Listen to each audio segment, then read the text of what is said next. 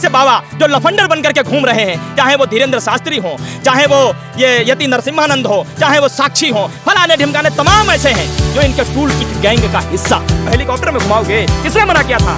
गोदी मीडिया ने मना किया था आपको, अंधभक्तों ने मना किया था आपको, गोबर पात्रा ने मना किया था आपको। नहीं, फट पर कहता हूँ कि हमारे देश के प्रधानमंत्री नहीं है, मणिपुर को नहीं संभाल पा रहा है, देश की बड़ी को सुरक्षित नहीं रख पा रहा है, वो देश की रक्षा क्या खाक कर पाएगा?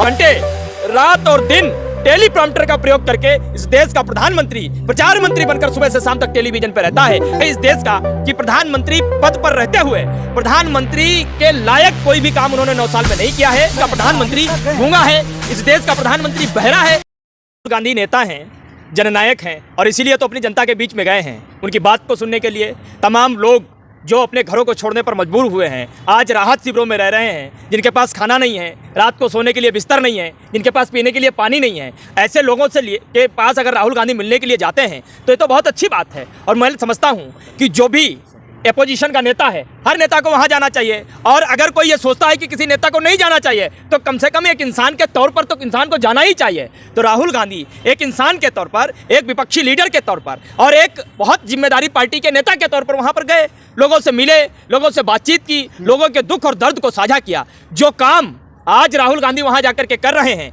वो काम आज के 2 महीने पहले इस देश के मुखिया को करना चाहिए था, इस देश के प्रचार मंत्री को करना चाहिए था, जो प्रधानमंत्री हैं। दुर्भाग्य है इस देश का कि प्रधानमंत्री पद पर रहते हुए प्रधानमंत्री के लायक कोई भी काम उन्होंने 9 साल में नहीं किया है। अपनी पार्टी के लिए, अपने संगठन के लिए प्रचार मंत्री का रोल उन्होंने बखूबी निभाया है।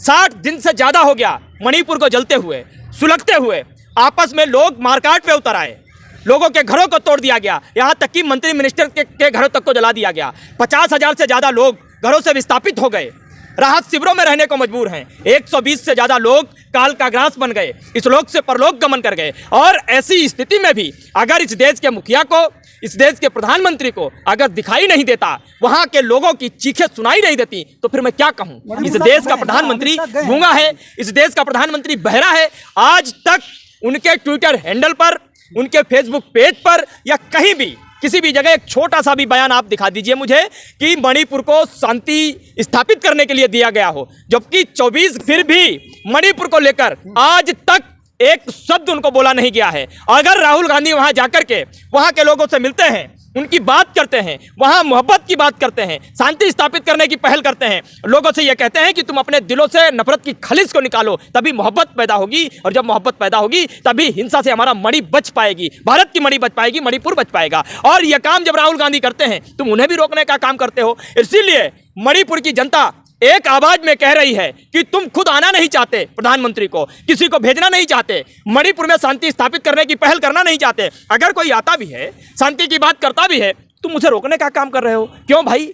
राहुल गांधी जिनकी तुमने सांसदी छीन ली, जिनका तुमने पद छीन लिया, लेकिन उनका कद नहीं छीन पाए। और उनका कद इतना बड़ा है कि राजनीतिक और संवैधानिक किसी पद पर न होते हुए भी जब वो मणिपुर के बीच गए तो मणिपुर की जनता को ये लगा कि अब कोई आया है हमारे बीच जो शांति दूत बनकर के आया है, हमारे झगड़े को जो निपटाएगा, हमारी सुलगती हुई कलह को जो निपटाएगा, हमारे यहाँ हिंसा को रोकेगा। और इसीलिए आज तक न्यूज चैनल, जो कि देश का सबसे बड़ा अपने आप को न्यूज चैनल बताता है, उसने एक पोल के माध्यम से सर्वे किया था। और 3 दिन के बाद जब राहुल गांधी लौट करके आए तो वही चैनल लिखता है, जो चैनल नरेंद्र मोदी की, भारतीय जनता पार्टी की सुबह शाम तक चढ़ चुंबक बनकर के उनकी चाटुकारिता करता है, वो राहुल गांधी के लिए लिखता है कि राहुल गांधी 3 दिन वहां रहे, उनके आने के बाद में इतना फर्क है कि 3 दिनों तक कोई हिंसा नहीं हुई, वहां की स्थिति सामान्य है, वहां के लोगों को बहुत राहत मिली उनके शब्दों से, उनके बयानों से। और वहां से लौट करके जब राहुल गांधी आए, फिर से उस पटकथा को दोहराने का काम किया जा रहा है, फिर से मणिपुर को सुलगाने का काम किया जा रहा है, फिर से उस आग को भड़काने का काम किया जा रहा है। और इसीलिए हम लगातार एक ही बात कह रहे हैं कि इस देश में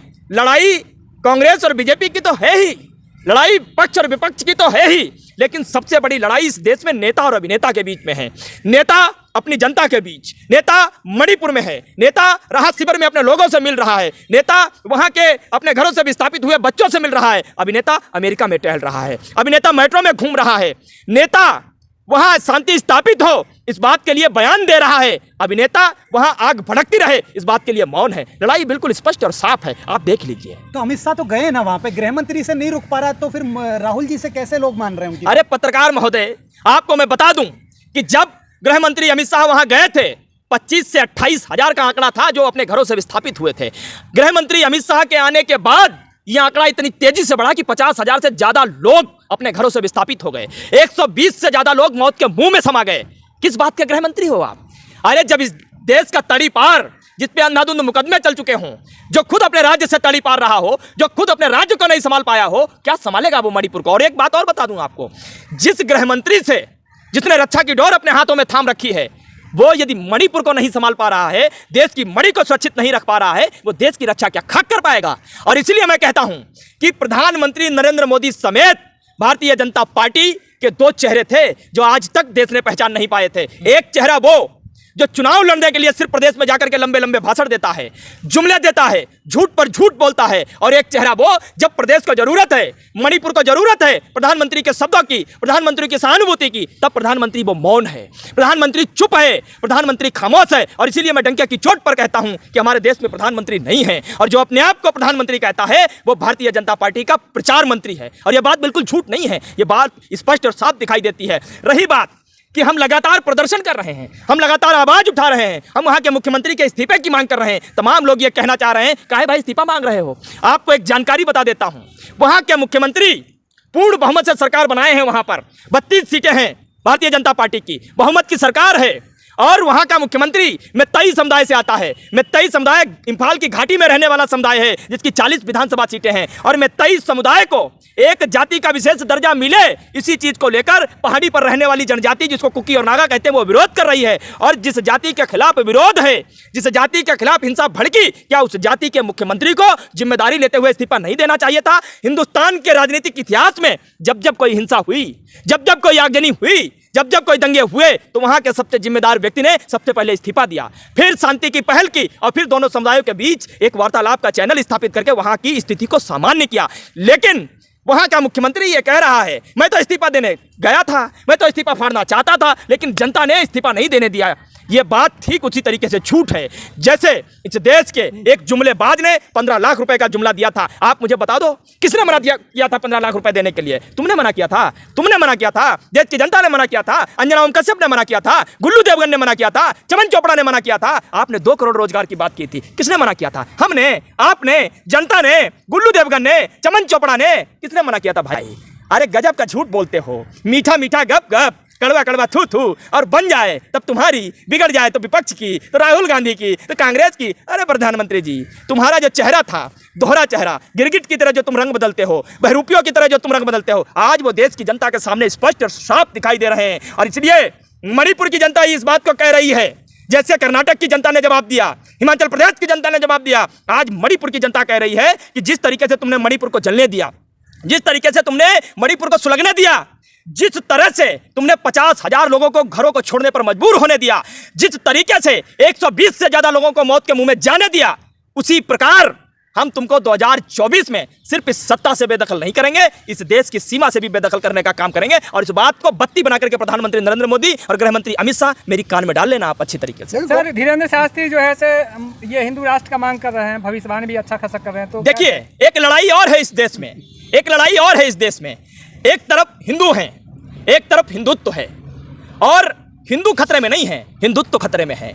हिंदू 140 करोड़ लोगों का समुदाय है, हिंदुत्व भारतीय जनता पार्टी और आरएसएस का एक समटा हुआ छोटा सा मुट्ठी भर का समूह है, जो अपनी सोच, जो अपनी विरासत, नफरत की विरासत को इस हिंदुस्तान की जड़ों में फैलाना चाहता है, हिंदुस्तान की जड़ों में नफरत फैला करके इस हिंदुस्तान को बांटना चाहता है। और एक तरफ हिंदू है जो भारत जोड़ो वाली सोच को पूरी तरीके से स्थापित करना चाहता है। लड़ाई 2 तरीके की है, और हिंदुत्व की सोच को लेकर के ये सब नफरत गैंग के टूल किट हैं, ये सब अमित मालवीय टूल किट के गैंग के सिपाही हैं। और ऐसे सिपाहियों को देश की जनता जवाब देने में सक्षम है, क्योंकि हिंदू एक बहुत बड़ा समुदाय है, और हिंदुत्व जो नफरतियों का गैंग है वो मुट्ठी भर है। इन्हें हम खदेड़ने में बहुत आसान से इनको खदेड़ देंगे, कोई बहुत बड़ी बात नहीं। ठीक।